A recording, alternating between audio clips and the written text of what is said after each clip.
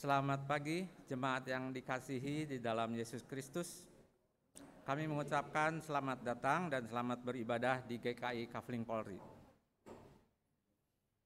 Bila ada di antara saudara-saudara yang baru pertama kali hadir di sini, kami mohon untuk dapat berdiri sebentar. Ada satu, ya, terima kasih.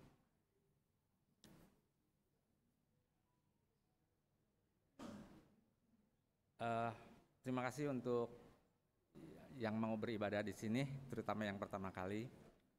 Ya, semoga kita sekalian mendapat berkat dari kebaktian ini. Selanjutnya ada perhatian yang dibutuhkan untuk beberapa warta lisan. Pertama, kebaktian hari ini, hari Minggu, tanggal 30 Juli 2023. Sesuai dengan jadwal pertukaran pembawa firman yang diatur oleh BPM SW GKI Sinode Wilayah Jawa Barat, maka kebaktian umum pada pagi hari ini dan kebaktian kaum muda, jadi yang jam 7.30 sekarang dan jam 10 pagi nanti dilayani oleh pendeta yang sama, yaitu pendeta Cheng Lison Cahyadi dari GKI Anugerah Bandung, dengan tema Kerajaan Allah dalam Hal Kecil. Pengisi pujian paduan suara Gracia. Majelis Jemaat mengucapkan terima kasih untuk pelayanannya. Kedua, perjamuan kasih akan diadakan pada minggu depan, tanggal 6 Agustus. Waktunya adalah selesai kebaktian umum yang pagi, yaitu jam 9 pagi, dan setelah selesai kebaktian kaum muda, sekitar jam 11:30 gitu ya. Dan juga di kelas sekolah minggu. Tempatnya di lapangan parkir gereja. Seluruh jemaat diundang untuk hadir. Bagi jemaat yang bertempat tinggal di sekitar gereja, dihimbau untuk tidak usah membawa kendaraan, karena lapangan parkir akan digunakan untuk acara perjamuan kasih minggu depan. Ketiga, pemahaman Alkitab Usinda akan diadakan pada hari Selasa tanggal 1 Agustus 2023. Waktunya pukul 10 pagi di gereja dengan tema Marilah Berdoa. Pelayan firman Pendeta Emeritus Dianawati S. Yuanda. Jemaat yang Usinda diundang untuk hadir. Keempat, terakhir, kelas katekisasi untuk periode 2023 dan 2024 akan dimulai pada tanggal 13 Agustus hari Minggu. Bagi jemaat atau simpatisan yang berniat mengikuti kelas katekisasi ini, boleh mendaftar melalui link yang terdapat di dalam warta jemaat atau melalui penata usaha gereja. Pendaftaran untuk itu paling lambat tanggal 11 Agustus untuk katekisasi. Jadi bisa menghubungi ke kantor gereja juga nanti setelah kebaktian kalau berminat. Sekian warta lisan. Terima kasih atas perhatiannya. Kita akan memulai ibadah kita pada pagi ini, dan selama ibadah berlangsung, jemaat sekalian dimohon untuk turut menjaga ketenangan. Kini mari kita memasuki saat teduh.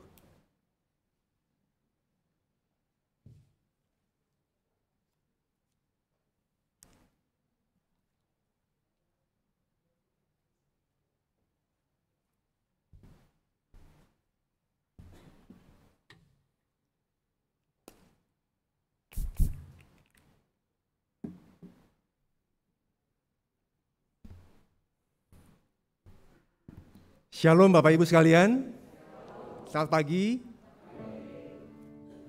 Sungguh senang sekali pada pagi hari ini kita kembali bertemu dalam kebaktian umum di minggu terakhir bulan Juli, sekaligus memasuki minggu pertama bulan Agustus. Kita bersuka cita dan bersyukur karena Tuhan Allah kembali mengumpulkan kita untuk beribadah bersama, bersekutu, memuji nama Tuhan, nanti mendengarkan paduan suara dan juga mendengarkan firman Tuhan. Mari kita mulai ibadah kita dengan berbalasan menyampaikan panggilan beribadah. Dari biji sesawi muncul pohon yang besar dan kuat. Hal-hal baik bisa datang dari sesuatu yang tampaknya kecil. Sedikit ragi dapat menghamirkan seluruh adonan roti. Kita yang kecil dipakai Tuhan untuk membawa harapan dan damai di tengah dunia. Marilah kita memuji Tuhan yang maha besar dan ajaib. Kiranya puji-pujian kita membumbung tinggi karena kita bersyukur atas hidup dan kesempatan yang Tuhan berikan. Haleluya. Pujilah Tuhan karena kasih setianya kepada kita untuk selama-lamanya. Haleluya.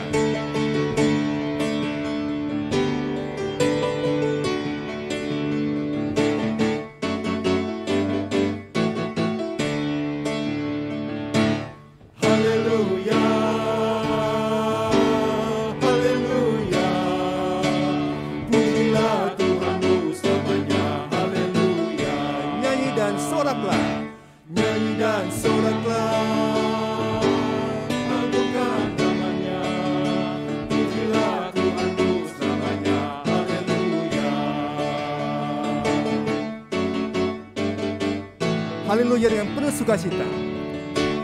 Haleluya,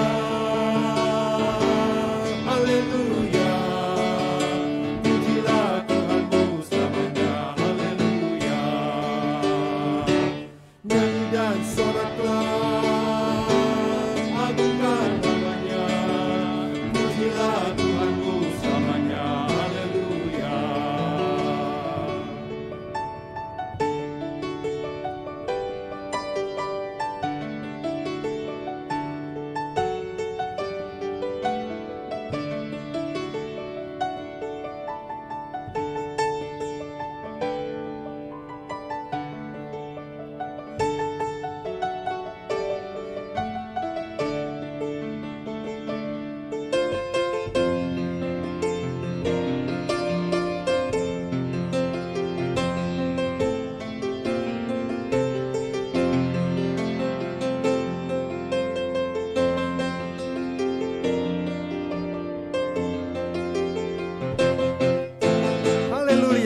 Haleluya, dengan penuh sukacita.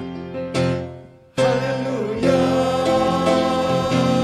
haleluya, pujilah Tuhanmu selamanya. Haleluya, dengan soraklah, pujilah Tuhanmu selamanya. Haleluya.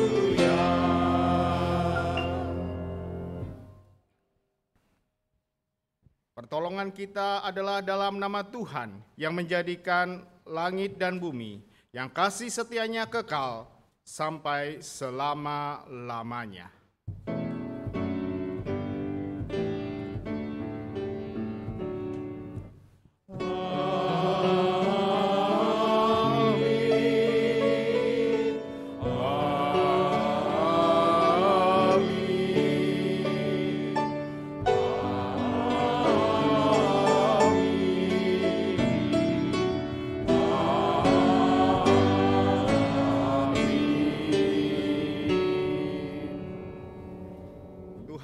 Beserta saudara. Dan beserta saudara juga.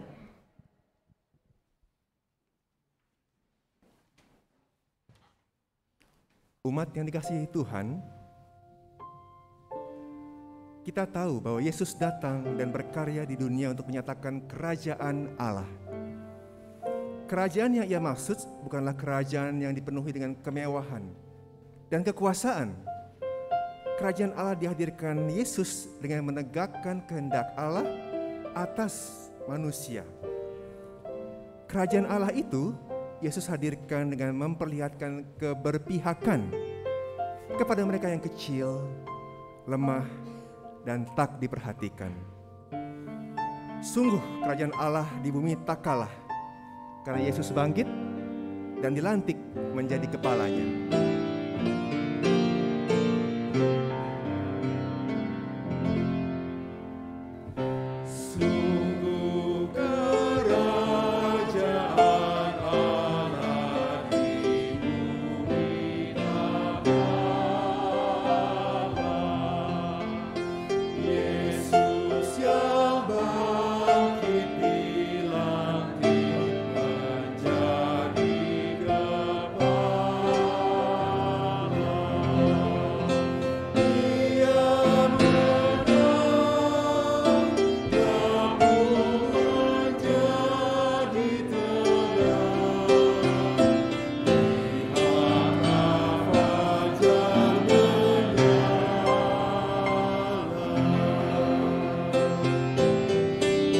Menyangkal dirimu, tetaplah percaya.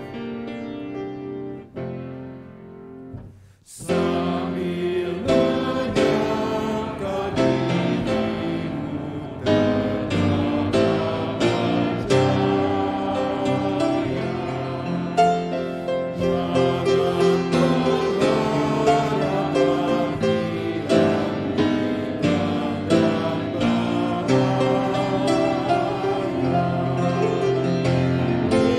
Jangan berharap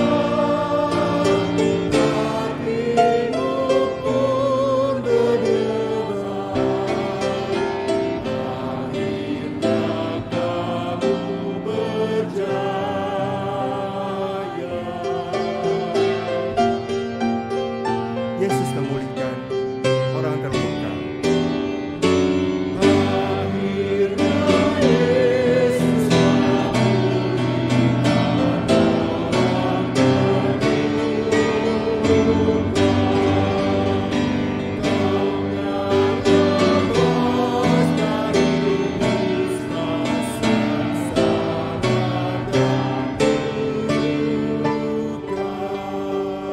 terluka. Kau yang lepas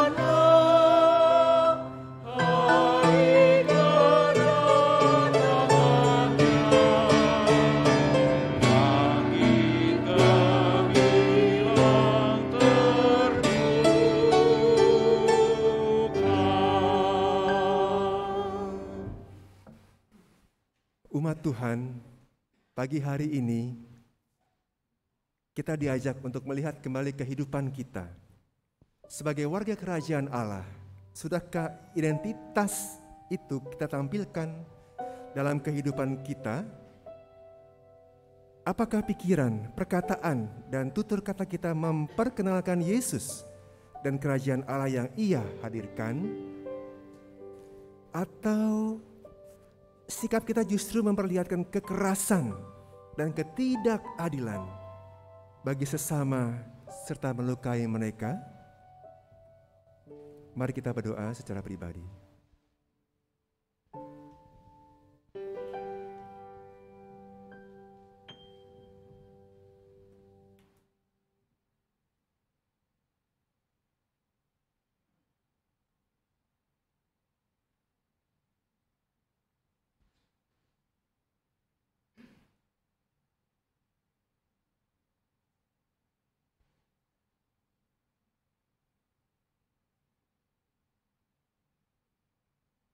Dengan penuh kerendahan hati dan hati yang hancur, mari kita mengaku di hadapan Tuhan dengan menyanyikan pujian.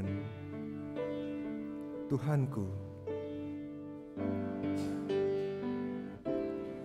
Tuhanku, bila hati kawanku terluka oleh tingkah ujarku dan kehendakku jadi panduku, ampunilah.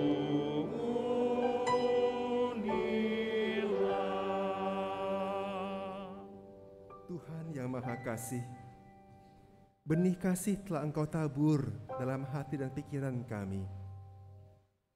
Namun benih itu tidak bertumbuh sempurna seperti yang Engkau kehendaki.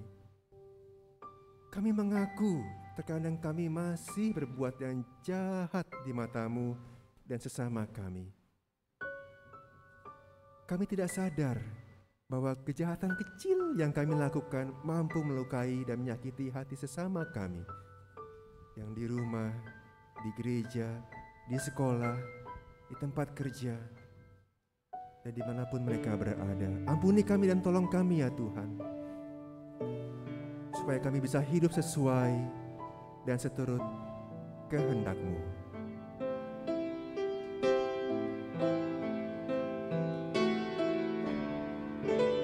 Jikalau tuturku tak semena, jikalau tuturku tak semena, dan aku tolak orang berdosa, pikiran dan tuturku bercela,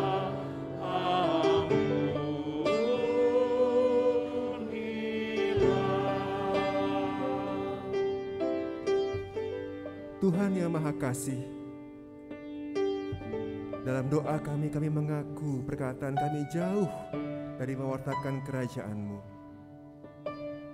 Kami seringkali menebar kebencian, kebohongan, kekerasan kepada sesama kami. Kepada mereka yang lemah dan butuh pertolongan, kami malah bersikap acuh tak acuh, seolah keadaan mereka tidak penting dan tidak berarti. Ampuni ya Tuhan dan tolong kami supaya hidup dalam kasih-Mu dan mewartakan kerajaan-Mu di sepanjang kehidupan kami.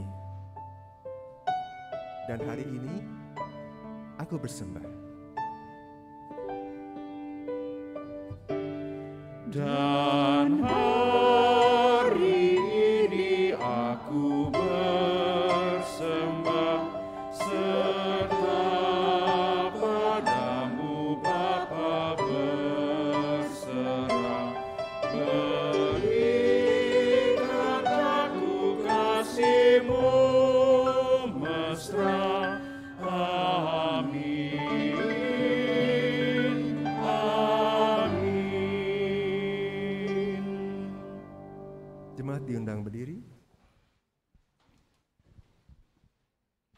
Tuhan mengampuni dosa setiap orang yang mengaku dengan penuh sesal di hadapan-Nya. Pengorbanan Kristus memulihkan kita seperti yang disaksikan Rasul Paulus dalam Roma 8 ayat 38 sampai 39. Sebab aku yakin bahwa baik maut maupun hidup, baik malaikat-malaikat maupun pemerintah-pemerintah, baik yang ada sekarang maupun yang akan datang, atau kuasa-kuasa, baik yang di atas maupun yang di bawah, ataupun sesuatu makhluk lain, tidak akan dapat memisahkan kita dari kasih Allah yang ada dalam Kristus Yesus, Tuhan kita. Di dalam Kristus engkau telah diampuni. Di dalam Kristus engkau pun telah diampuni. Hiduplah dalam damai dengan semua orang. Salam damai.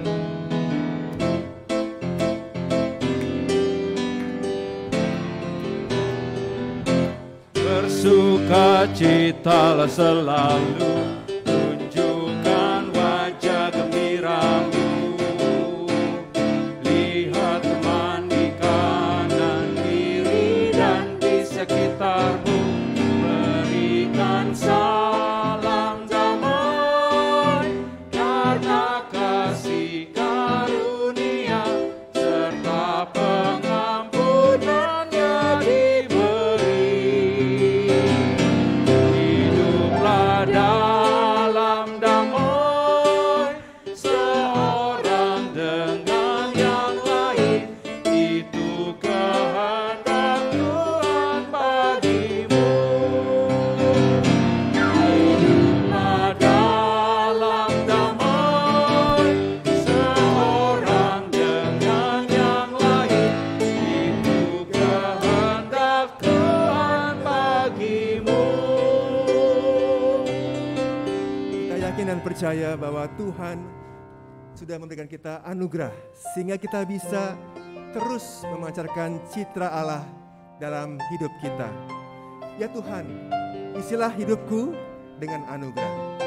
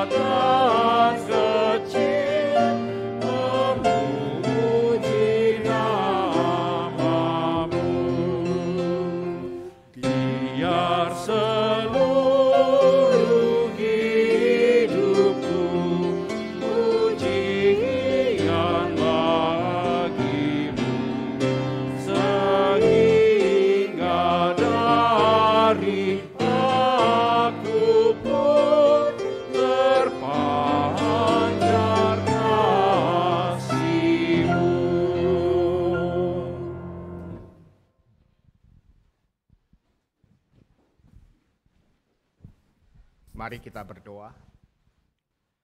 Kami bersyukur kepada Allah yang kami kenal di dalam nama Yesus Kristus. Engkau memanggil kami Tuhan sebagai warga kerajaan-Mu. Dan Tuhan, Engkau meminta kami untuk kami boleh menjadi saksi Kristus di tengah dunia ini sebagai warga kerajaan Allah. Kami rindu Tuhan, kehidupan kami boleh memancarkan akan kasih Tuhan, sehingga kehadiran Tuhan boleh dirasakan oleh sesama kami. Karena itu Tuhan, kami memerlukan akan tuntunan daripada firman Tuhan.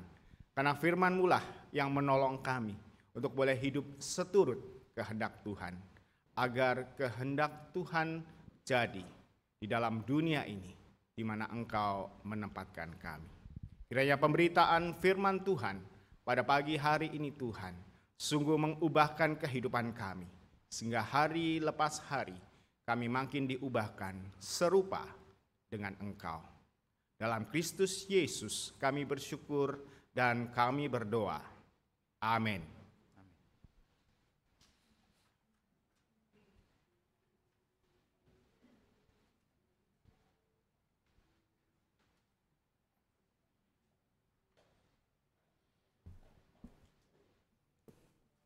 Pembacaan 1 Raja-Raja pasal 3 ayat 5 sampai dengan ayat 12.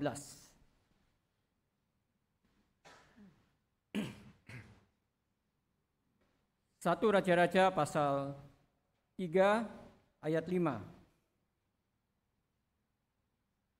Di Gibeon itu Tuhan menampakkan diri kepada Salomo dalam mimpi pada waktu malam.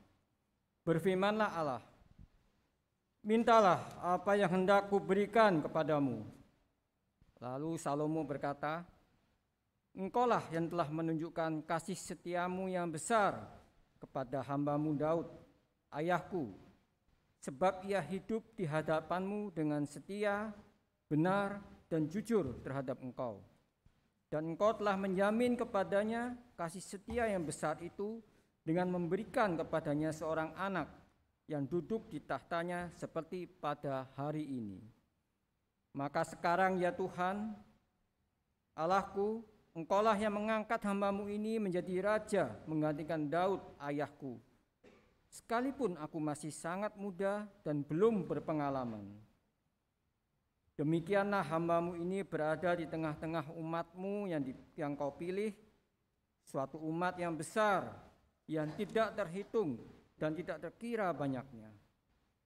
Maka berikanlah kepada hamba-Mu ini hati yang faham menimbang perkara untuk menghakimi umat-Mu dengan dapat membedakan antara yang baik dan yang jahat.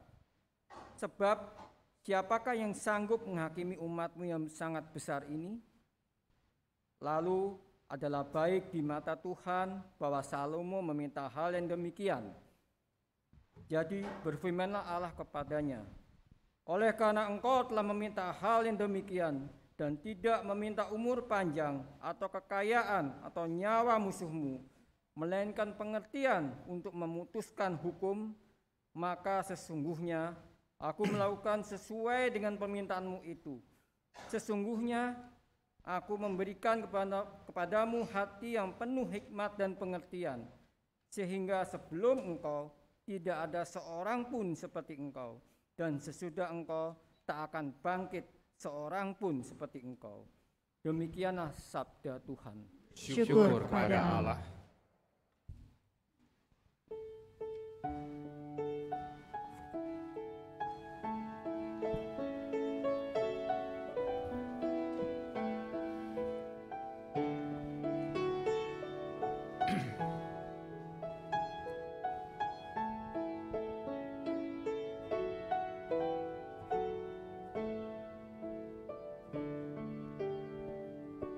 Sinarilah hamba-Mu dengan wajah-Mu, ajarkanlah kepadaku ketetapan-Mu.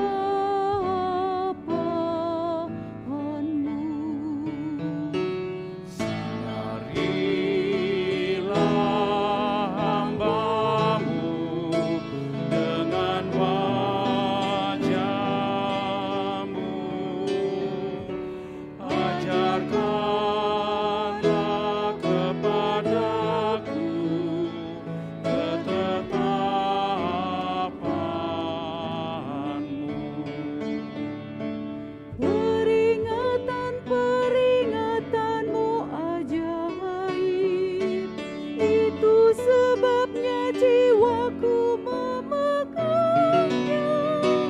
Bila tersingkap firman-firman-Mu, beri terang dan hikmat pada orang bodoh. Mulutku pun kungangkan dan megap-megap, sebab aku mendambakan perintah-Mu. Berpalinglah kasih-Mu sepatutnya bagi yang mencintai-Mu. Sinarilah hamba-Mu dengan wajah-Mu,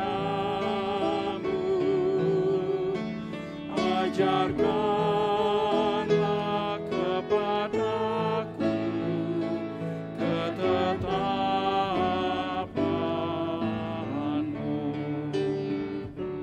Teguhkanlah langkahku oleh janji-Mu, jangan kejahatan berkuasa atasku. Bebaskan aku dari pemerasan, agar aku berpegang pada titah-Mu. Sinarilah hamba-Mu dengan wajah-Mu,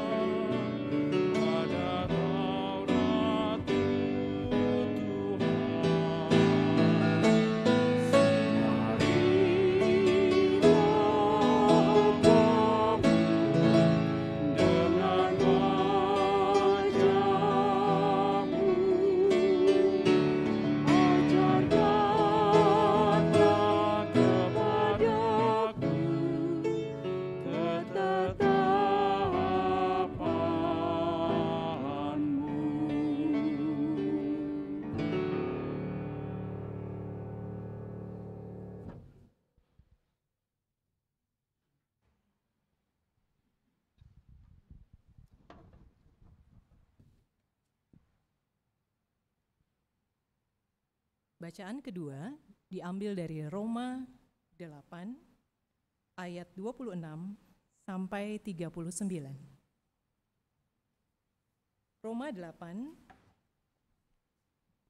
ayat 26 sampai 39.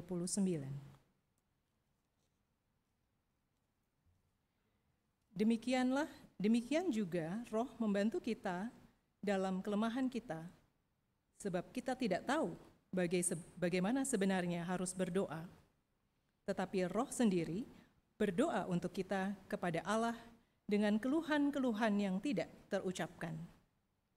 Dan Allah yang menyelidiki hati nurani mengetahui maksud Roh itu, yaitu bahwa Ia sesuai dengan kehendak Allah berdoa untuk orang-orang kudus. Kita tahu sekarang bahwa Allah turut bekerja dalam segala sesuatu untuk mendatangkan kebaikan bagi mereka yang mengasihi Dia, yaitu bagi mereka yang terpanggil sesuai dengan rencana Allah. Sebab semua orang yang dipilihnya dari semula, mereka juga ditentukannya dari semula untuk menjadi serupa dengan gambaran anaknya, supaya Ia, anaknya itu, menjadi yang sulung di antara banyak saudara. Dan mereka yang ditentukannya dari semula, mereka itu juga dipanggilnya. Dan mereka yang dipanggilnya, mereka itu juga dibenarkannya. Dan mereka yang dibenarkannya, mereka itu juga dimuliakannya. Sebab itu, apakah yang akan kita katakan tentang semuanya itu? Jika Allah di pihak kita, siapakah yang akan melawan kita? Ia yang tidak menyayangkan anaknya sendiri, tetapi yang menyerahkannya bagi kita semua. Bagaimanakah mungkin Ia tidak mengaruniakan segala sesuatu kepada kita bersama-sama dengan Dia? Siapakah yang akan menggugat orang-orang pilihan Allah? Allah yang membenarkan mereka? Siapakah yang akan menghukum mereka? Kristus Yesus yang telah mati? Bahkan lebih lagi, yang telah bangkit, yang juga duduk di sebelah kanan Allah, yang malah menjadi pembela bagi kita? Siapakah yang akan memisahkan kita dari kasih Kristus? Penindasan, atau kesesakan, atau penganiayaan, atau kelaparan, atau ketelanjangan, atau bahaya, atau pedang? Seperti ada tertulis, oleh karena Engkau, kami ada dalam bahaya maut sepanjang hari. Kami telah dianggap sebagai domba-domba sembelihan. Tetapi dalam semuanya itu, kita lebih daripada orang-orang yang menang oleh Dia yang telah mengasihi kita.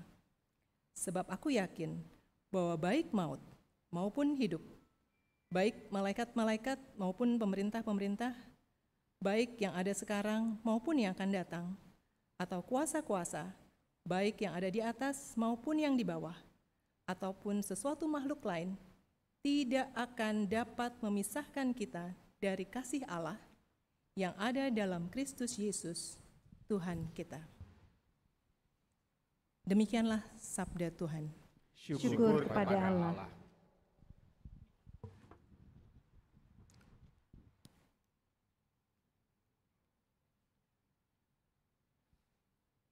Inilah Injil Tuhan kita Yesus Kristus menurut Matius 13 ayatnya yang ke-31 sampai ke-33, kemudian ayatnya yang ke-44 sampai ayatnya yang ke-52. Yesus membentangkan suatu perumpamaan lain lagi kepada mereka, katanya, hal kerajaan surga itu seumpama biji sesawi yang diambil dan ditabur orang di ladang. Memang biji itu yang paling kecil dari segala jenis benih. Tetapi apabila sudah tumbuh, sesawi itu lebih besar daripada sayuran yang lain, bahkan menjadi pohon, sehingga burung-burung di udara datang bersarang pada cabang-cabangnya. Dan ia menceritakan perumpamaan ini juga kepada mereka. Hal kerajaan surga itu seumpama ragi yang diambil seorang perempuan dan diaduk ke dalam tepung terigu 3 sukat sampai khamir seluruhnya. Ayatnya yang ke-44. Hal kerajaan surga itu seumpama harta yang terpendam di ladang yang ditemukan orang lalu dipendamnya lagi. Oleh sebab sukacitanya pergilah ia menjual seluruh miliknya lalu memberi ladang itu. Demikian pula hal kerajaan surga seumpama seorang pedagang yang mencari mutiara yang indah. Setelah ditemukannya mutiara yang sangat berharga, ia pun pergi menjual seluruh miliknya lalu membeli mutiara itu. Demikian pula hal kerajaan surga itu seumpama pukat yang dilabuhkan di laut lalu mengumpulkan berbagai-bagai jenis ikan. Setelah penuh, pukat itu pun diseret orang ke pantai. Lalu duduklah mereka dan mengumpulkan ikan yang baik ke dalam pasu, dan ikan yang tidak baik mereka buang. Demikian juga pula akhir zaman, malaikat-malaikat akan memisahkan orang jahat dari orang benar, lalu mencampakkan orang jahat ke dalam api, ke dalam dapur api. Di sanalah orang terdapat ratapan dan kemertak gigi. Mengerti jugalah semuanya itu? Mengertikah kamu semuanya itu? Mereka menjawab, ya kami mengerti. Maka berkatalah Yesus kepada mereka, karena itu setiap ahli Taurat yang menerima pelajaran ini dari hal kerajaan surga itu seumpama tuan rumah yang mengeluarkan hartanya yang baru dan yang lama di perbendaharaannya. Demikianlah Injil Yesus Kristus. Berbahagialah mereka yang mendengarkan firman Allah dan yang memeliharanya. Haleluya.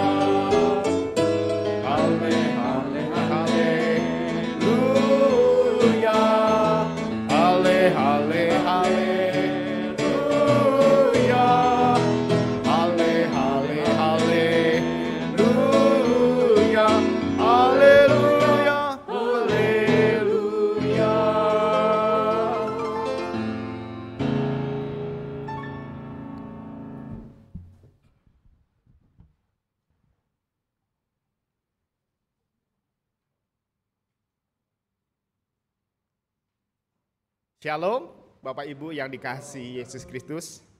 Senang sekali pada hari ini saya boleh berbakti di GKI Kafling Polri ini dan juga boleh melayankan pemberitaan firman.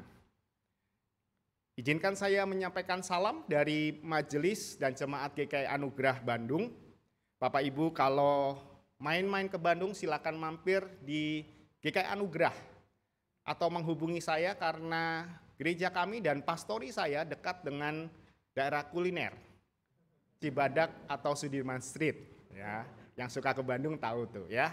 Sudirman Street banyak B2-nya katanya ya. Bapak Ibu sekalian, ketika saya menerima surat dari Sinode Wilayah bahwa saya ditugaskan untuk melayani firman di tempat ini, ingatan saya melayang ke beberapa tahun yang lalu, sudah cukup lama. Bahwa saya pernah diundang di dalam pelayanan retret anak-anak sekolah minggu.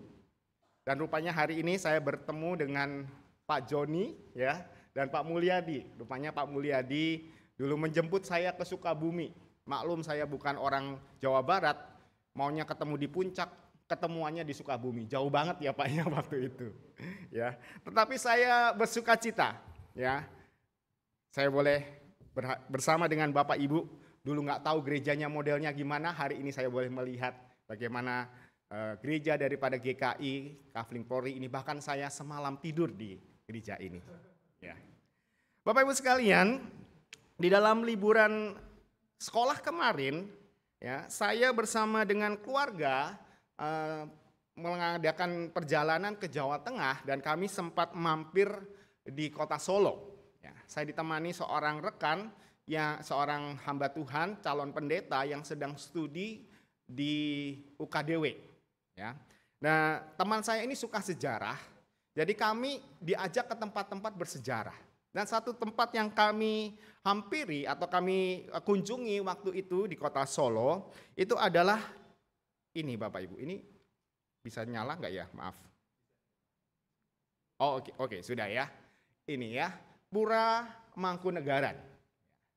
Pura Mangkunegaran ini adalah salah satu keraton, ya, atau istana yang ada di kota Solo. Di kota Solo itu ada 2 keraton, ya, Keraton Surakarta dan Pura Mangkunegaran ini. Dan Bapak Ibu sekalian, ketika saya masuk ke sana saya melihat satu bangunan yang begitu luas, ya. Dan kemudian lebih lanjut kami masuk ke dalam, kami melihat begitu banyak barang-barang yang begitu luar biasa. Kami dipandu oleh abdi dalam di sana, ya, yang menceritakan sejarah juga bagian-bagian yang ada di sana. Kami ditunjukkan sebuah lampu kristal yang tergantung di sana.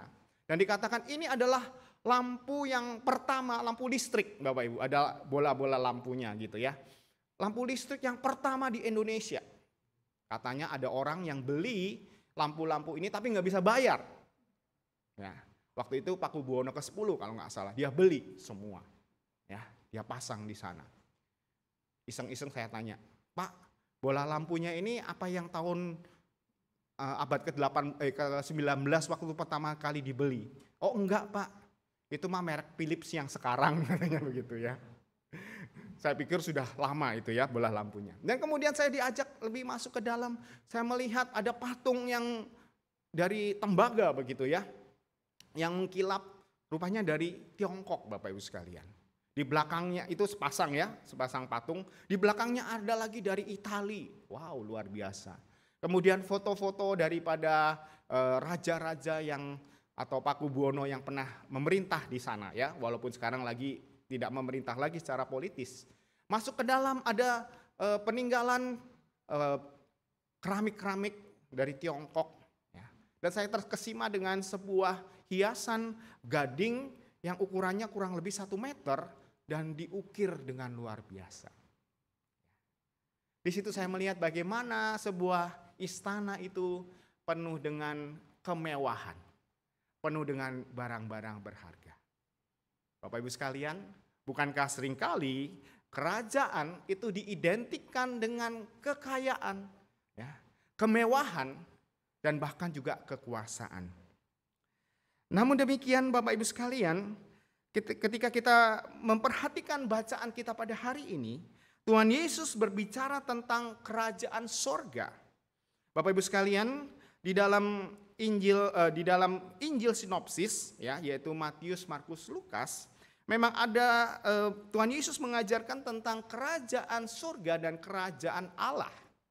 Dan memang ini adalah 2 hal yang identik atau hal yang sama ketika Tuhan Yesus berkata kerajaan surga artinya juga kerajaan Allah. Dan memang di dalam konteks Matius, Tuhan Yesus menyebutkannya atau penulis daripada Injil Matius menuliskannya itu sebagai kerajaan surga. Oleh karena Injil Matius itu ditujukan kepada orang-orang Yahudi. Orang-orang Yahudi kalau menyebut nama Allah mereka itu tidak sembarangan. Ya, mereka tidak berani memanggil dengan Yahweh atau YHWH, tetapi mereka menggantinya dengan Adonai. Oleh karena itulah, ya, kerajaan yang Tuhan Yesus sebutkan di sini ada kerajaan surga. Beda halnya kalau kita membaca di dalam Injil Lukas, karena Injil Lukas diberikan kepada orang non-Yahudi. Kalau orang non-Yahudi dikatakan kerajaan sorga, apa itu sorga? Mereka nggak ngerti. Maka dituliskanlah kerajaan Allah.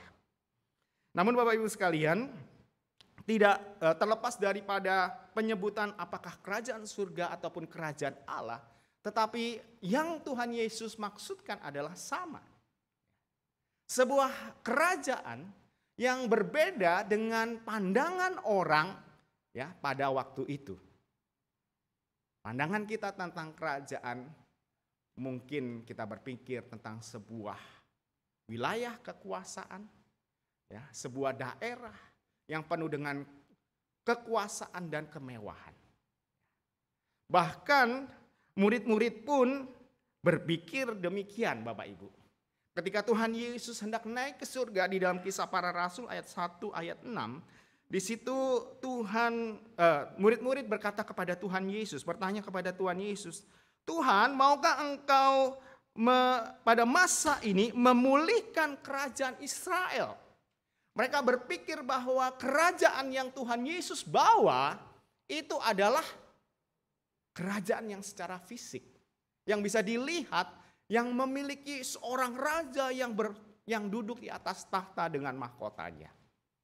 Namun bukan itu yang Tuhan Yesus maksudkan tentang kerajaan surga ataupun kerajaan Allah.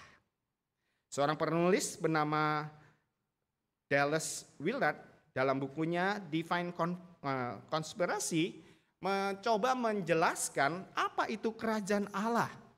Di sini dikatakan kerajaan Allah bukanlah mengenai suatu tempat secara geografis di peta.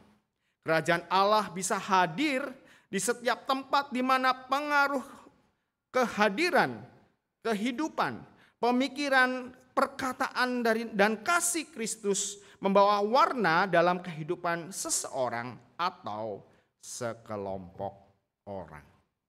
Jadi dari pemahaman ini Bapak Ibu sekalian bahwa sesungguhnya kerajaan Allah itu bukan sekedar satu lokasi atau tempat. Namun demikian ketika kasih Allah, kehadiran Allah itu dirasakan, kehendak Allah itu terjadi, disitulah sesungguhnya kerajaan Allah sudah hadir. Dan Bapak Ibu sekalian, di dalam Injil Matius pasal 13, kita bisa melihat Tuhan Yesus mengajarkan tentang apa itu dan bagaimanakah itu kerajaan Allah, dalam hal ini kerajaan surga, dalam 7 perumpamaan. Dan dari 7 perumpamaan itu, hari ini kita belajar daripada 5 diantaranya. Perumpamaan pertama atau kedua, kalau nggak salah kita sudah pelajari minggu yang lalu, benar ya, tentang ilalang dan gandum. Dan hari ini kita belajar kepada perumpamaan yang lain. Dari inilah kita boleh belajar memahami tentang apa itu kerajaan Allah dan bagaimana kita sebagai warga kerajaan Allah itu boleh bersikap. Bapak Ibu sekalian, dari bagian yang kita baca tadi, bacaan Injil, kita boleh melihat bahwa sesungguhnya kerajaan Allah itu adalah meskipun dia kecil, sederhana dan tidak nampak, namun kerajaan Allah itu berdampak. Ya. Kata-katanya cukup unik ya. Tidak nampak tapi berdampak. Boleh kita ucapkan bersama ya? Tidak nampak tapi berdampak. Itulah kerajaan Allah. Bapak Ibu sekalian, Tuhan Yesus mengawali akan perumpamaannya dengan mengungkapkan di ayat yang ke-31 tentang biji sesawi. Ya. Sesawi di sini, ini gambarnya harusnya belum muncul ya. Nggak apa-apa deh ya. Sesawi di sini bukanlah sesawi seperti yang biasa kita kenal di pasar ya, khususnya ibu-ibu ya. Bukan sesawi yang seperti itu. Tetapi ini adalah sesawi yang ada di Palestina, Bapak Ibu sekalian. Ya. Dan ya ini gambarnya seperti ini ya. Rupanya sesawi yang ada di sana itu bisa tumbuh menjadi sebuah pohon yang tinggi. Dikatakan bahwa pohonnya itu bisa sampai hampir 3 meter, begitu ya. Kita bisa lihat di sana. Nah Bapak Ibu sekalian, di ayat 32 Tuhan Yesus berkata bahwa memang biji itu, maksudnya biji sesawi, itu yang paling kecil dari segala jenis benih. Pertanyaannya Bapak Ibu sekalian, apakah betul biji sesawi itu adalah benih yang terkecil? Adakah guru biologi di sini? Sepengetahuan saya mungkin ada biji yang lebih kecil daripada biji sesawi ya, Bapak Ibu sekalian. Tetapi sebenarnya dalam konteks orang Yahudi pada waktu itu ketika kita berkata biji sesawi, langsung pikiran mereka connect. Oh, artinya tentang sesuatu yang paling kecil. Seperti kalau kita di Indonesia, kalau kita bilang kecil itu seperti apa ya? Seperti semut, ya. Kalau besar itu seperti, nah ya, saya nggak usah ngomong langsung tahu ya. Karena konteks kita tahu kalau kecil itu semut. Padahal semut bukan binatang paling kecil. Ada amuba, parasemium, sudah lama itu pelajaran SMA saya lupa ya. Ada yang lebih kecil, tetapi ketika kita mengatakan semut, itu adalah yang kecil. Jadi ketika orang mengatakan biji sesawi, mereka langsung tak, oh itu hal yang paling kecil. Namun demikian Bapak Ibu sekalian, dikatakan biji sesawi yang kecil itu ya, nantinya akan bertumbuh menjadi pohon yang besar. Sebegitu besarnya cabang-cabangnya kuat sehingga burung-burung bisa hinggap di sana membangun sarang dan tinggal. Dan pastinya kalau di suasana di daerah Palestina ya, tadi ada katanya yang suka pergi ke Palestina ya, saya belum pernah ke Palestina. Sekali-sekali boleh diajak ya. Setahu saya itu panas ya. Supaya saya bisa buktikan kalau di sana panas ya. Kalau burung-burung bisa tinggal di sana artinya itu tempat yang rindang, tempat yang nyaman untuk bisa tinggal. Bapak Ibu sekalian. Dari benih yang kecil timbul pohon yang besar ya. Sesuatu yang luar biasa di mana burung-burung bisa tinggal dengan nyaman. Tuhan Yesus ingin menunjukkan bahwa kerajaan Allah itu boleh dimulai dari sesuatu yang kecil dan itu akan bertumbuh menjadi sesuatu yang begitu besar. Dan bukankah itu yang terjadi di dalam gereja Tuhan? Gereja Tuhan diawali dari Tuhan Yesus dengan murid-muridnya 12 orang, murid-murid yang lain 70 orang. Dan ketika Pentakosta dikatakan ada sekitar 500 orang yang berkumpul. Dan ketika Petrus berkhotbah, berapa ribu orang yang bertobat? 3.000 orang. Dan kemudian sepanjang kekristenan sudah berjalan lebih dari 2000 tahun. Kekristenan sudah begitu banyak orang yang percaya kepada Tuhan. Boleh dikatakan Kristen Katolik itu adalah agama terbesar di dunia. Ya. Dari sesuatu yang kecil boleh bertumbuh menjadi sesuatu yang begitu besar. Dan Bapak Ibu sekalian, lebih lanjut Tuhan Yesus menjelaskan di ayat ke-33 tentang menceritakan tentang perumpamaan tentang ragi ya. Nah, gambarnya boleh ditampilkan ya. Nah, Bapak Ibu sekalian, ini adalah roti tawar yang ada raginya, yang sampingnya itu adalah roti yang tanpa ragi ya. Roti tawar itu biasanya empuk dan banyak rongganya ya. Kalau roti tanpa ragi itu keras, ya, mungkin semacam biskuit, sehingga kalau digigit itu bisa pecah. Ingat ketika Tuhan Yesus mengadakan perjamuan terakhir, dia mengambil roti karena itu adalah perjamuan Paskah orang ini ya, Passover gitu ya. Itu adalah roti tanpa ragi. Tuhan Yesus memecah-mecah roti itu. Karena dia keras, dia dipecah-pecahkan. Saya bayangkan kalau orang Tionghoa itu suka makan kompiang ya. Tahu Bapak Ibu kompiang? Yang jadul pasti tahu. Ya. Tapi itu masih ada raginya ya. Ya. Itu lebih keras dari kompiang, coba bayangkan. Ya.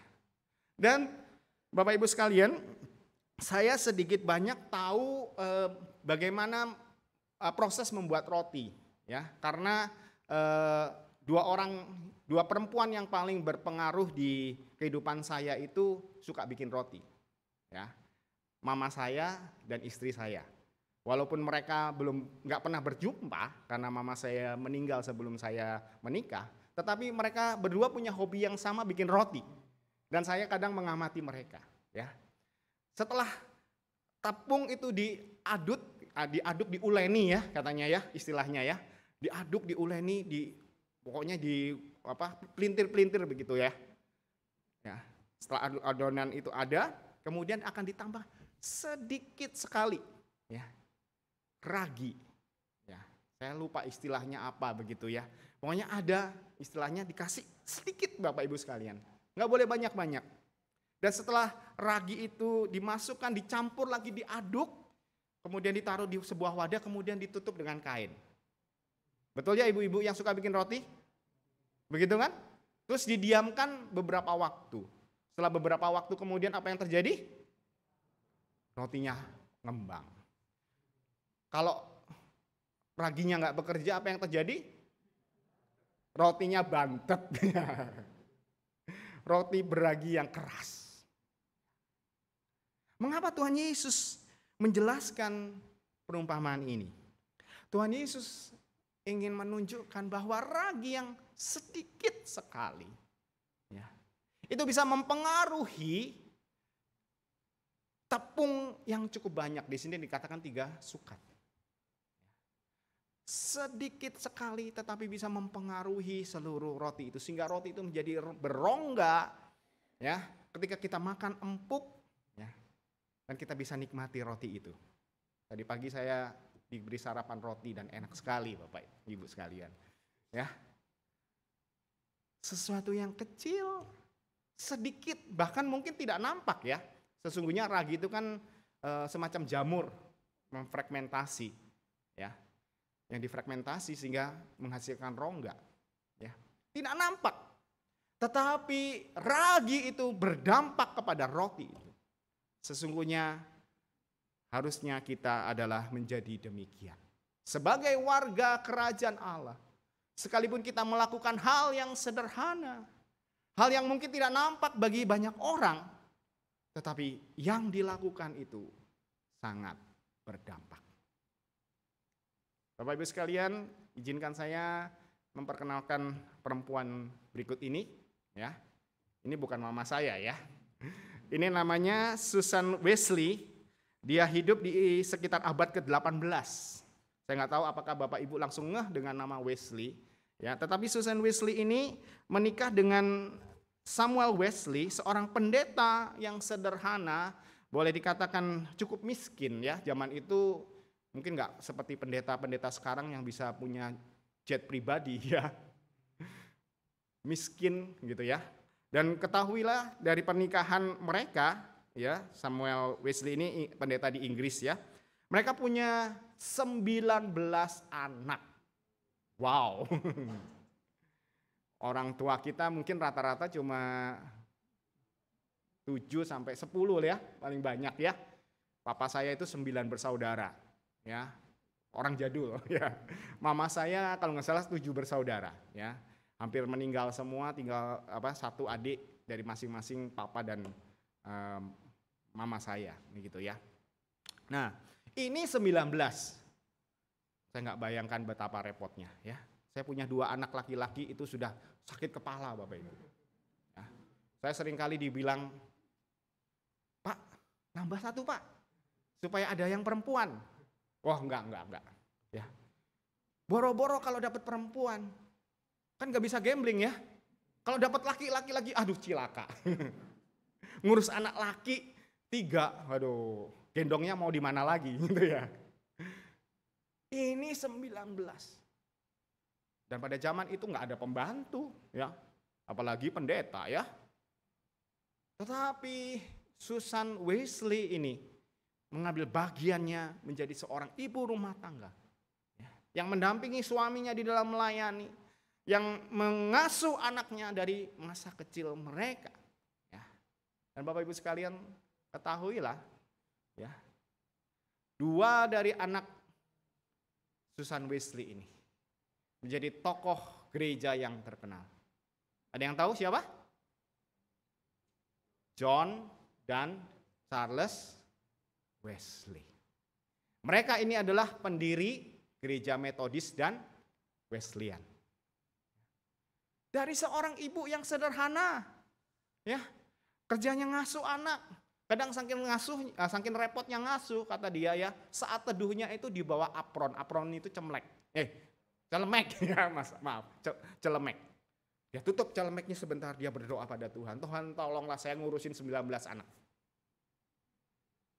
Dari ibu yang demikian sederhana, mungkin pendidikannya nggak tinggi, Tuhan menghasilkan sebuah, mungkin 2 gereja, ya, gereja Metodis dan gereja Weslyan yang ada di seluruh dunia.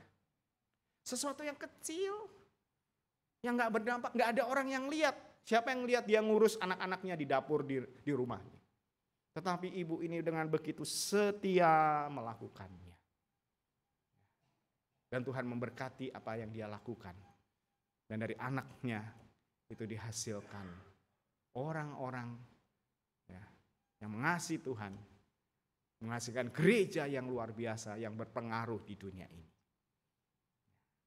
Bapak Ibu sekalian, saya tidak tahu kondisi di GKI Kafling Polri ini.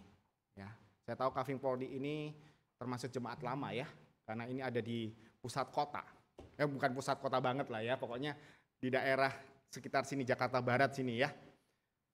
Dan kemarin saya ngobrol-ngobrol, ada sekitar 200-an jemaat ya, kalau nggak salah ya. Dan setelah pandemi ada beberapa mungkin yang pindah ke gereja yang lain. Itu juga kami alami di Bandung.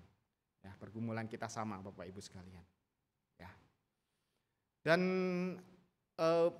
sebagai gereja yang ya mungkin ukurannya sedang lah ya, nggak terlalu besar begitu ya.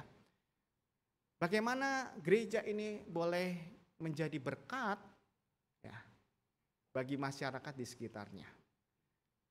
Semalam saya tiba ya, sore lah ya, sekitar jam 6 saya tiba dari Bandung naik kereta di Gambir, dijemput Ibu Yolanda dan Ibu Risma. Ya. Setelah sampai di Jakarta saya diajak makan gitu ya. Dan Ibu Yolanda cerita bagaimana pergumulan waktu Covid terjadi. Waduh, itu apa namanya, jemaat butuh ini butuh itu ya. Bahkan Ibu Yolanda bilang, saya lagi positif kena Covid. Bu boleh ya diceritain ya Bu Yolanda ya. Ya. Nganter orang yang Covid. Supaya apa? Supaya keluarganya nggak kena. Wah. Berusaha untuk masukin, luar biasa. Bagi saya itu pekerjaan yang kelihatannya sederhana, tetapi itu boleh menjadi berkat. Saya juga dengar ada pelayanan bagi sebuah STT di tempat ini ya, di sekitar sini di Tangerang untuk kebutuhan makanan mereka. Bapak Ibu sekalian, lakukanlah hal sederhana ya. Mulai dari hal sederhana, karena segala yang besar itu tidak pernah terjadi langsung besar, tetapi mulai dari hal yang kecil. Tapi ketika hal itu dilakukan dengan setia, dengan sungguh-sungguh memikirkan apa yang Tuhan kehendaki, kasih Tuhan itu boleh nyata dan boleh dinikmati oleh orang-orang di sekitar kita. Hal yang kecil, sederhana, namun hal itu boleh berdampak bagi masyarakat di sekitarnya. Hal yang kedua mengenai kerajaan Allah yang diajarkan oleh Tuhan Yesus pada bagian ini. Itu bercerita atau mengajarkan sesungguhnya kerajaan Allah itu adalah sesuatu yang sangat berharga. Bapak Ibu sekalian, di ayatnya yang ke-44 di situ Tuhan Yesus berkata bahwa hal kerajaan surga seumpama harta yang terpendam di ladang yang ditemukan orang lalu dipendam lagi. Oleh sebab sukacitanya pergilah ia menjual seluruh miliknya lalu membeli tanah itu. Buat kita yang baca sekarang ada bingung ya. Kenapa kok begitu dapat langsung aja dibawa gitu ya. Benar enggak? Ya, tetapi rupanya memang ada aturan yang berbeda pada zaman itu Bapak Ibu sekalian. Pada zaman itu belum ada bank, ya, belum ada deposito box ya, tempat untuk menyimpan barang-barang berharga. Oleh karena itu untuk orang-orang yang punya harta lebih, bagaimana cara mereka menyimpan hartanya? Mereka menggali tanah dan menyimpannya di sana. Kadang diberi tanda pohon besar atau apa begitu ya. Nah, bisa jadi ya tanda nanam itu, tanda dia menyimpan itu hilang atau sudah berganti generasi sehingga anak-anak nggak tahu kalau bapaknya nyimpen. Ya, kemarin saya diceritain Bu Yolanda ada orang yang meninggal oleh anaknya, lagi diurusin warisannya. Problemnya apa? Dia nggak ngerti PIN anaknya, jadi nggak bisa ngambil hartanya. Ya, kurang lebih mungkin kejadiannya demikian. Ya, PIN-nya hilang, pohonnya hilang. Ya, Anakku, ambillah hartaku yang ada di pohon besar itu. Dicari-cari pohonnya udah nggak ada. Ya, kurang lebih mungkin seperti itu. Ya. Nah kemudian, oleh karena mungkin ada harta-harta yang terpendam, maka ada aturan ya pada masa itu. Setiap orang ya yang memiliki akan tanah, dia berhak atas apapun yang ada di dalam tanah itu. Jadi ketika ada orang yang menemukan harta, ya, dan kemudian dia melihat, wah harta ini akan menjadi milikku, maka dia membelinya terlebih dahulu. Dan kemudian di sini dikatakan di ayat 45 ya dan ayatnya ke-46, di situ dikatakan demikian pula kerajaan Allah seumpama seorang pedagang yang mencari mutiara yang indah. Ayat 46, setelah ditemukannya mutiara yang sangat berharga, ia pun pergi menjual seluruh miliknya lalu memberi mutiara itu. Bapak Ibu sekalian, mutiara pada zaman itu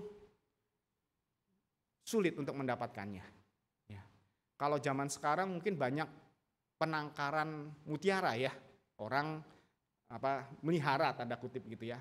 Kerang mutiara untuk diambil mutiaranya. Kadang dikasih biang supaya mutiaranya jadi. Pada zaman itu untuk mendapatkan sebuah mutiara, seorang pencari mutiara itu harus menyelam ke dalam laut, ya, mencari mutiara, bahkan kadang ya, harus mempertaruhkan nyawanya. Bisa saja dia mati ketika dia mengambil mutiara itu. Jadi mutiara itu adalah sesuatu yang berharga. Nah Bapak Ibu sekalian, mengapa Tuhan Yesus mengatakan orang baik yang di ayat 44 maupun di 45 dan 46 harus menjual hartanya sehingga dia ya itu dapat membeli harta yang terpendam itu dan mutiara itu. Mengapa demikian? Karena harta yang terpendam dan mutiara itu harganya jauh lebih berharga daripada segala harta yang dimilikinya.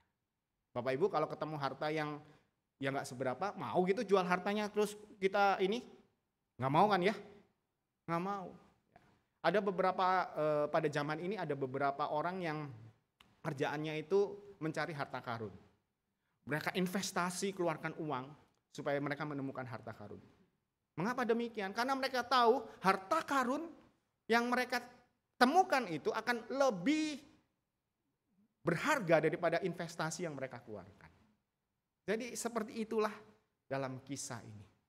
Jadi kerajaan surga itu begitu berharga, bahkan lebih berharga daripada segala sesuatu yang ada di dalam dunia ini. Kalau dijual hartanya artinya apa? Seluruh kehidupan orang itu dijual demi mendapatkan harta terpendam ataupun demi mendapatkan mutiara itu. Begitu berharganya ya Bapak Ibu sekalian kerajaan Allah. Gambar berikutnya ya. Bapak Ibu ada yang tahu ini? Ada yang kenal nggak ya?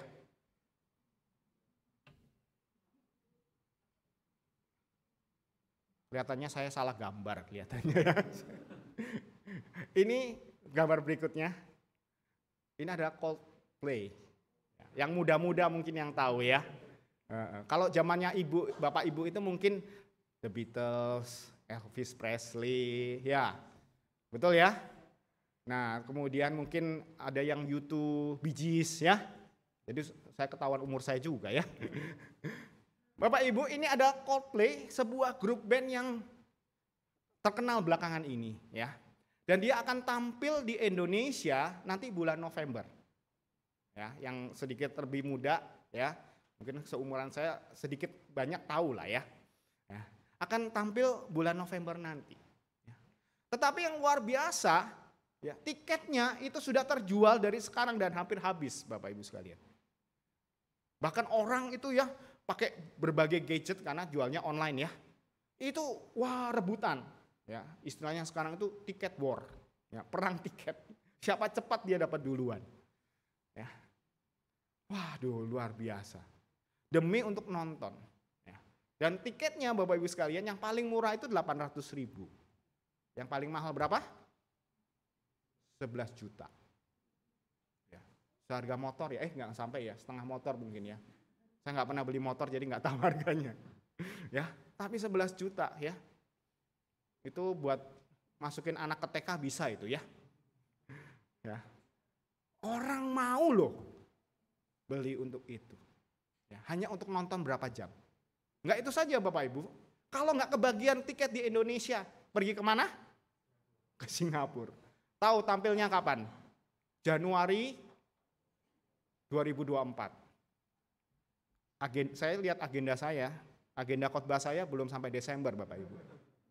Mereka sudah 2024. Ya. Waduh, banyak orang yang mau nonton ini. Begitu berharganya kah Coldplay ini? Sehingga orang begitu mencari-cari akan tiketnya.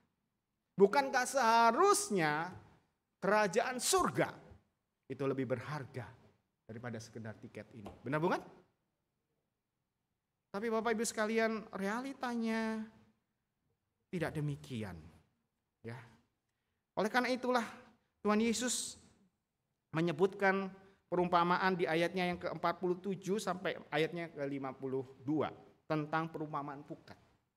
Bagaimana ada seorang nelayan itu menjaring ikan, didapatkan ikannya, setelah itu nelayan itu memilih-milih, ya, memisahkan mana yang baik, mana yang dibuang.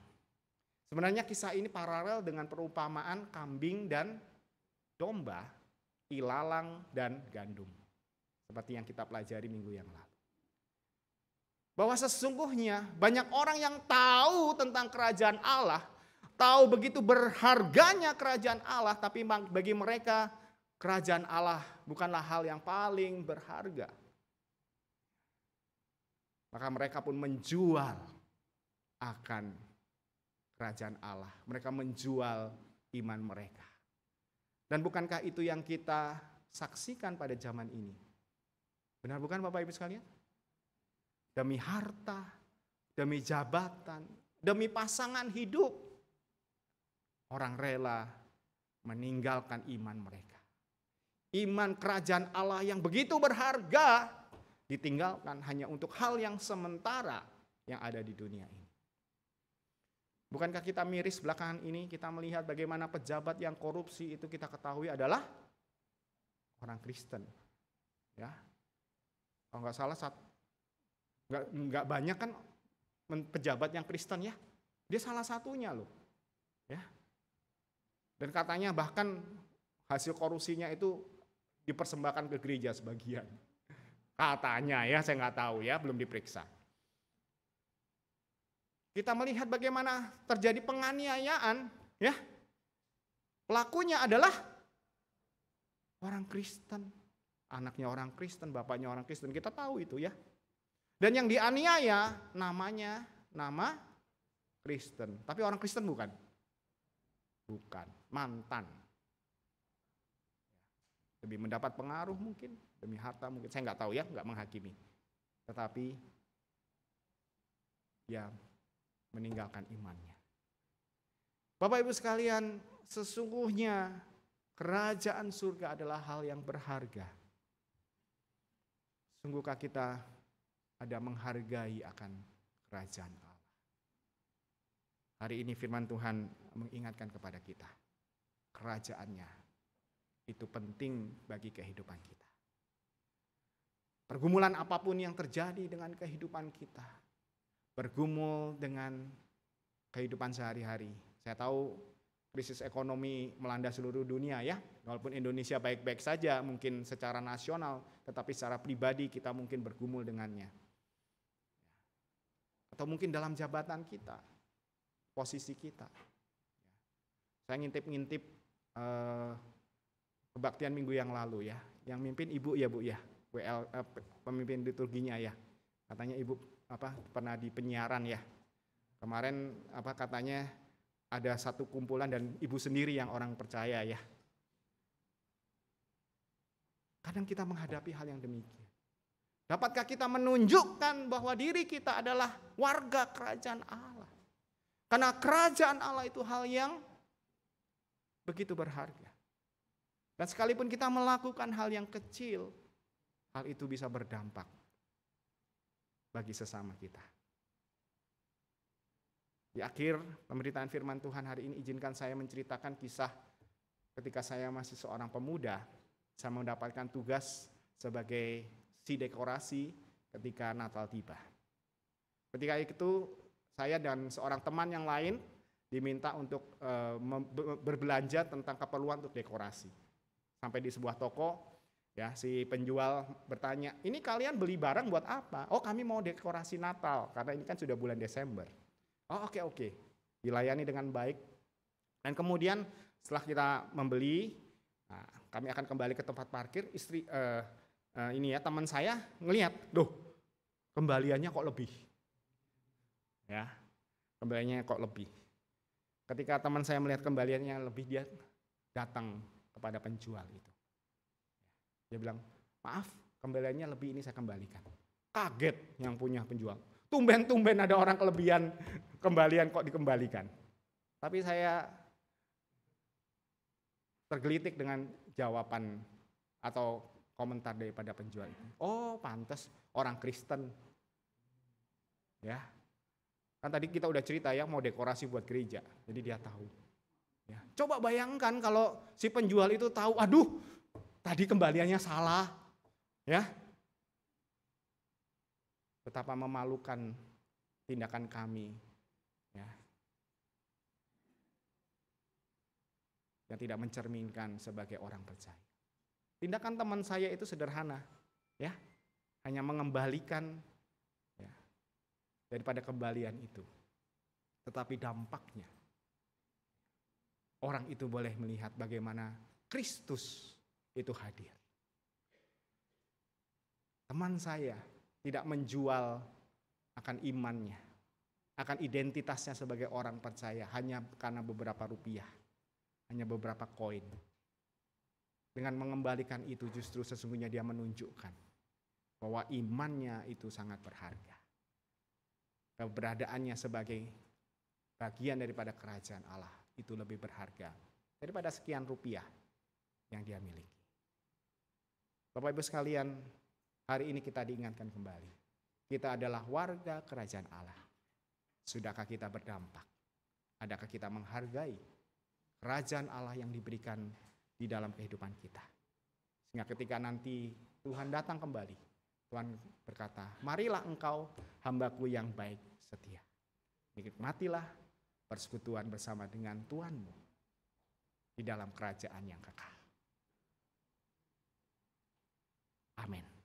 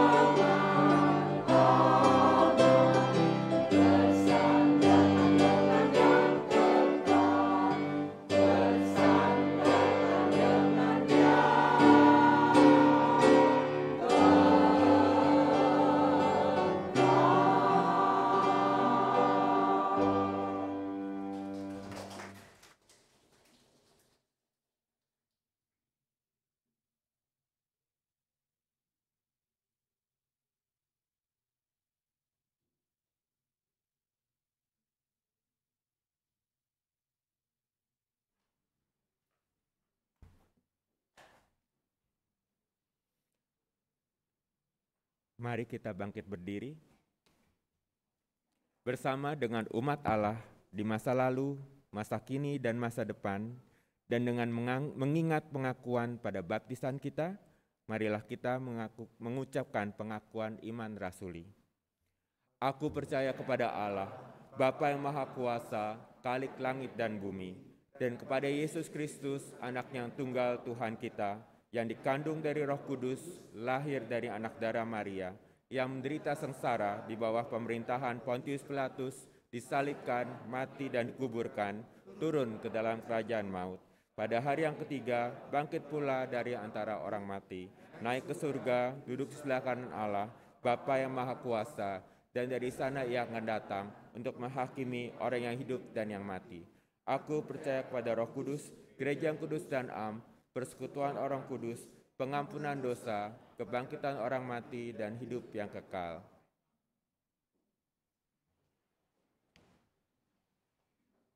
Mari Bapak Ibu sekalian kita menaikkan syafaat kita kepada Tuhan. Kristus Yesus, kembali kami datang kepada Engkau.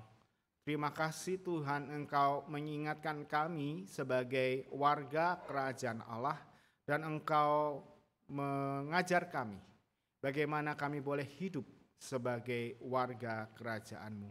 Karena itu Tuhan, sebagai warga kerajaan Allah dan juga sebagai anggota jemaat GKI Kafling Polri ini, kami mau mendoakan untuk beberapa hal ya Tuhan.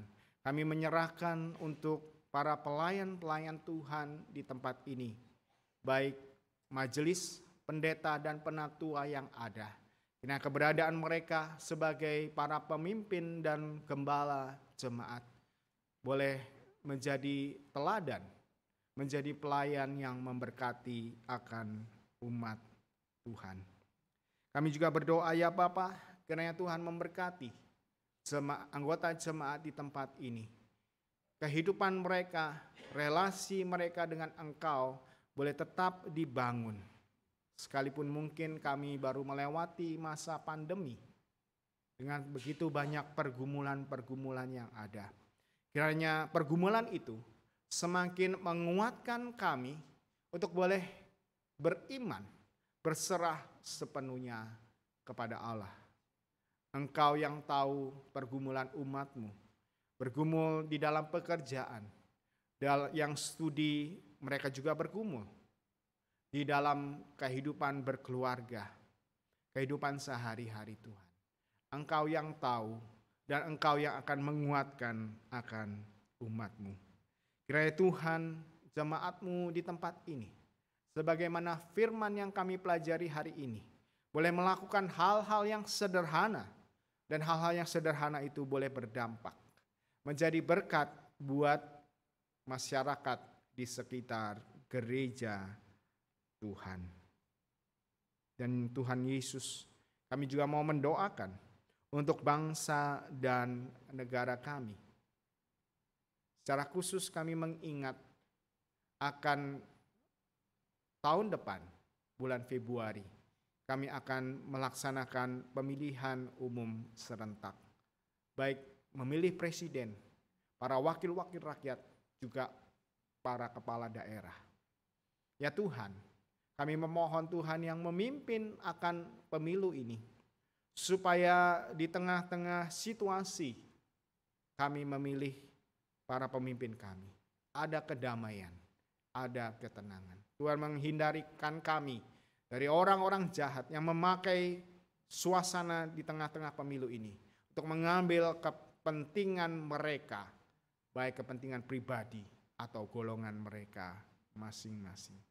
Dan kami percaya Tuhan, pemerintahan itu adalah wakil Allah di tengah dunia itu, di tengah dunia ini. Karena itu kami percaya Tuhan akan memberkati siapapun yang menjadi pemimpin kami. Kami boleh taat dan kami boleh setia mengikuti para pemimpin kami seturut dengan kehendak Tuhan.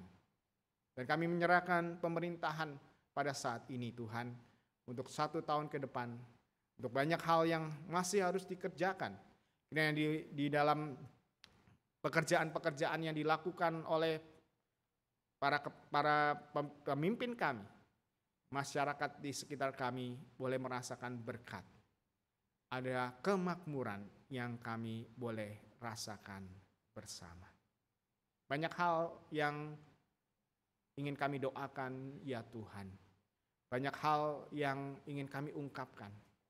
Namun kami percaya Allah Roh Kuduslah yang senantiasa menuntun dan mengajar kami bagaimana kami boleh berdoa.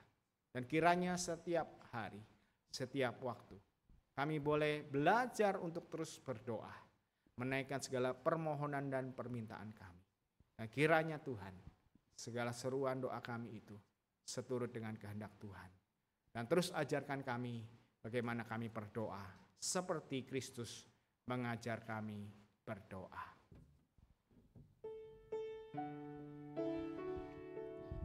Bapa kami yang ada di surga, dikuduskanlah nama-Mu, datanglah kerajaan-Mu, jadilah kehendak-Mu di bumi seperti di surga. Beri kami hari ini makanan yang secukupnya.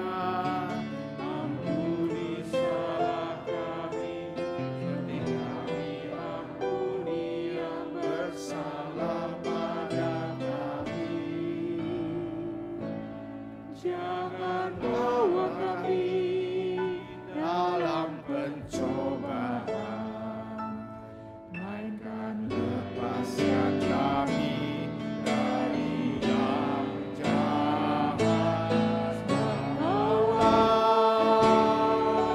yang punya kerajaan dan kuasa dan kemuliaan sampai selama-lamanya. Amin.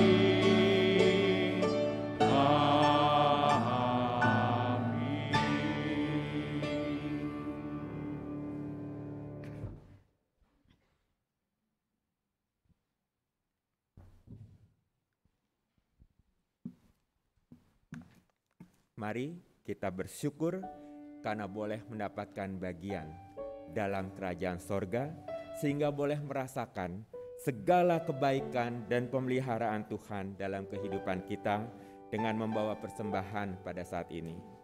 Percayalah bahwa Tuhan senantiasa memelihara kehidupan kita, sehingga mari kita bersemangat untuk melakukan kehendak-Nya. Sebagai warga kerajaannya, mari kita mengingat Matius 6 ayat 33-34 yang berkata, "Tetapi carilah dahulu kerajaan Allah dan kebenarannya, maka semuanya akan ditambahkan kepadamu." Sebab itu, janganlah kamu khawatir akan hari besok, karena hari besok mempunyai kesusahannya sendiri. Kesusahan sehari cukuplah untuk sehari. Mari kita bernyanyi, cari dahulu kerajaan Allah.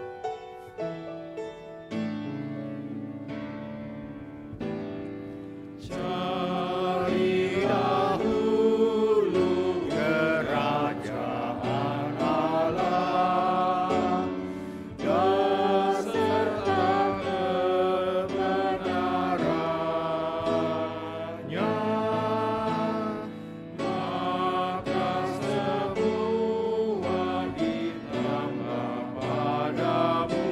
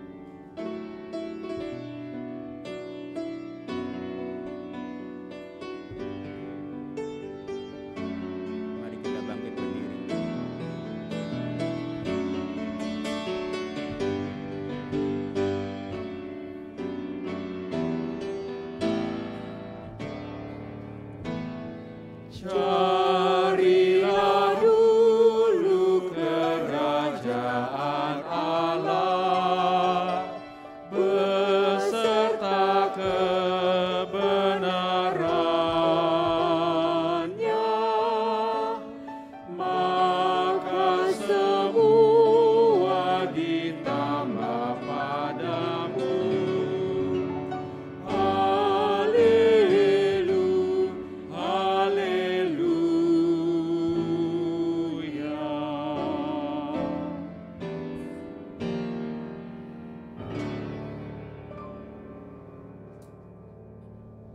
Mari kita berdoa. Bapa kami yang di surga, sungguh kami bersyukur karena boleh menjadi bagian dalam kerajaan-Mu, kerajaan sorga yang bagaikan menemukan harta yang terpendam dan mutiara yang berharga. Sungguh kami bersyukur karena Engkau, sesuai dengan rencana-Mu, telah memilih kami sejak semula, telah memanggil, membenarkan, bahkan memuliakan kami. Engkau telah mengutus Tuhan Yesus untuk mati, bangkit, dan menjadi pembela kami, memastikan bahwa tidak ada sesuatu pun yang dapat memisahkan kami dari kasih Kristus. Sungguh Tuhan, betapa kami bersyukur. Bantulah kami untuk menyatakan syukur kami, sehingga kerajaan-Mu mempunyai dampak, menjadi berkat bagi dunia di sekitar kami, bagaikan biji sesawi, biji yang terkecil, namun bertumbuh menjadi pohon besar, tempat burung-burung dapat bersarang. Bagaikan ragi yang membuat roti menjadi enak untuk dimakan. Tuhan, kiranya Engkau berkenan menerima persembahan syukur yang kami nyatakan melalui harta milik dan kemampuan kami. Kami berdoa agar semuanya dapat dikelola dengan baik bagi kemuliaan nama-Mu. Terima kasih Tuhan, dalam nama Tuhan Yesus Kristus, Anak-Mu yang tunggal, kami telah berdoa. Amin.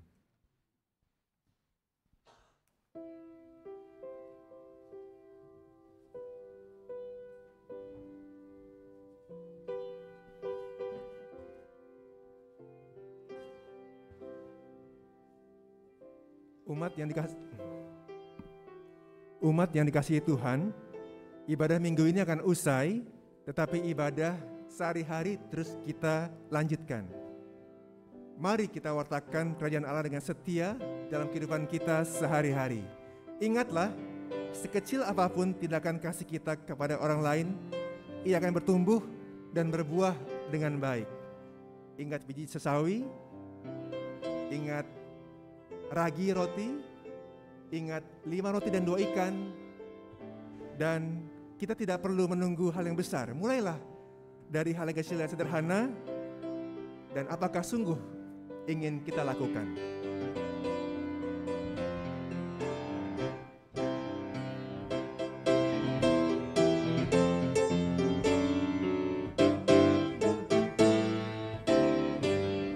Sungguh inginkah engkau lakukan hal besar, jangan tunggu tiba saatnya. Ini tugasmu, kerjakan dengan baik benar. Jadilah suluh dunia, jadilah suluh dunia, jadilah suluh dunia. Mungkin ada yang terhibur karena sinarnya. Jadilah suluh dunia.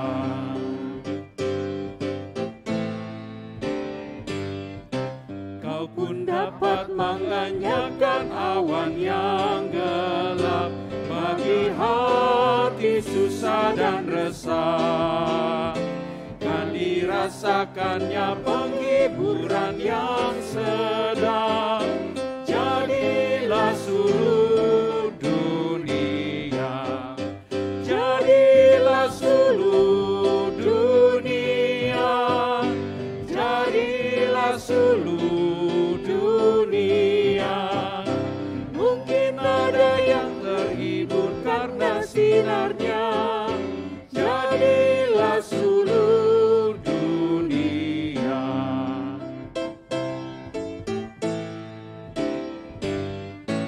Tiap talentamu pasti ada artinya bila mencerminkan kasihnya. Barang yang kecil pun sungguh ada gunanya. Jadilah suluh dunia. Jadilah suluh dunia. Jadilah suluh dunia. Mungkin ada yang terhibur karena sinarnya. Jadilah suluh dunia. Arahkanlah hatimu kepada Tuhan. Kami mengarahkan hati kami kepada Tuhan. Jadilah saksi Kristus. Syukur kepada Allah. Terpujilah Tuhan. Kini dan selamanya. Tuhan memberkati engkau dan melindungi engkau. Tuhan menyinari engkau dengan wajah-Nya dan memberi engkau kasih karunia.